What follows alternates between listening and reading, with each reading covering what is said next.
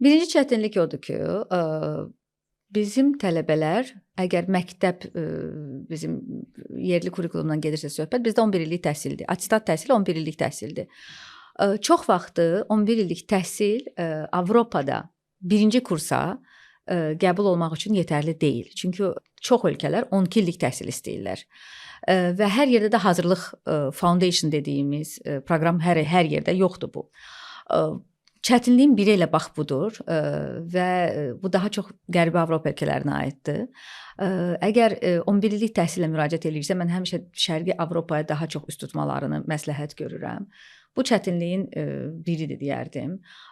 İkinci, əgər Avropada, məsələn Almaniya kimi ölkədə hamı eşidib bilir, pulsuz təhsil, ödənişsiz təhsildən gedir söhbət. Amma bunu da bilmək lazımdır ki, həmin o təhsil məhz alman dilindədir, dövlət dilindədir, çünki dövlət universitetlərindədir.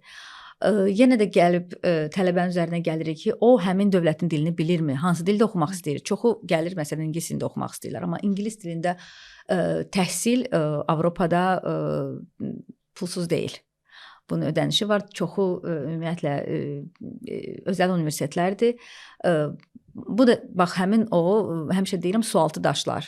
Bunlardan biridir. Bir də bəzi ölkələr var ki, sizin müraciətiniz üçün artıq attestatınızın əlində olmağını istəyir. Yəni bu o deməkdir ki, siz attestatı alırsınız iyun ayında və ondan sonra yalnız müraciət edə bilərsiniz. Və yaxud 18 yaş istəyir. Bizim isə məktəb şagirdləri 16-17 yaşında biz məktəbi bitiririk. Çünki dediyim kimi 11 il oxuyuruq cəmi.